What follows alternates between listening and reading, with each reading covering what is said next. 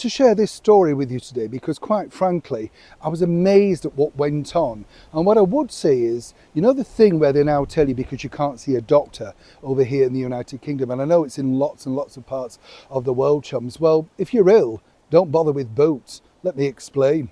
Hi, good to see you. Thank you so much for your time. Are you all right today? Are you keeping all right? It's always good to check in on people. I know. You can just nod if you're all right. Yeah, you're coming round. Well, that's all right.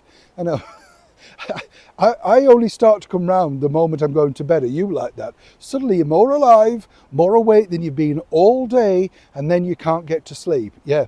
And I know you all tell me often, say, Neil, you look tired. I'm one of these people, you know, I think I'm a night person, and they're like, no, I'm not like Dracula, but you know what I mean? But you know, when you're a night person and you're like, oh, I've suddenly come awake now, you know, that's your problem. But of course, if you are ill, we're all now told, aren't we, to just go along to your pharmacist.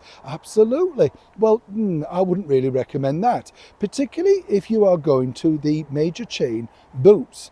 You see, a colleague of mine, an older colleague I might point out, recently couldn't get to see his doctor, and I've told you all about that, right?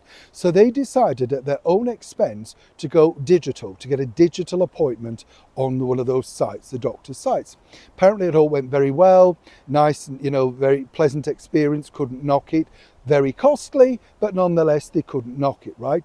And what they do is you basically tell them what's wrong with you. They see you on the screen like this, and then they will give you a prescription.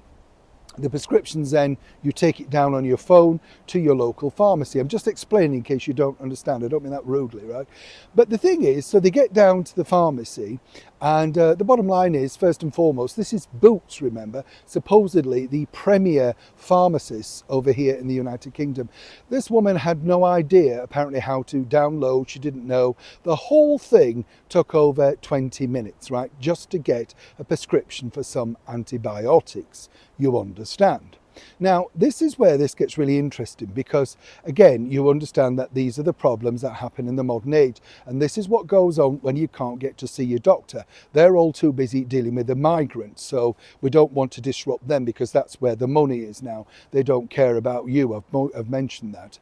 So back to Boots, right? So about half an hour later, this colleague of mine is now having a cup of coffee in a coffee shop. He gets a phone call. Oh, can you come back to the shop? Are you still near? Why? What's wrong? Well, you didn't give us the code to get the, prescription. He said, well, I gave you the code. Oh, well, we didn't write it down. So can you find it for me? It'll be on your email and go online. Now, he's in a busy coffee shop, right? Why should he? The transaction's happened. He's paid his money. He's got his product. However, no, he said, I'm busy now, I can't do it. Well, you will have to ring us on Monday. Not can you, you will have to, right? So he was a bit angry about this, as you can imagine, and all moved on. Turns out, though, that, mistake number one on both sides, he had asked for a particular level of tablet. Turns out that they'd given him the double tablet, right? So a little bit too stronger. He admitted it's his own fault, etc. He rang the pharmacist on Monday and said, could you, I've got the code, but is there a possibility I could swap the tablets now? I took one and I realised that they're too strong for me. No. Right? Absolutely not. And I just must aforemention this as well. It took him 4 goes, sometimes on the phone for 10 to 12 minutes. Nobody picked up the phone at that pharmacy. Basically, all the pharmacists were busy, but nobody can answer it, right? But if you've got a problem with your Boots Advantage card, there's somebody there to talk to you about that. Never mind your health, or you might be having a stroke or a heart attack.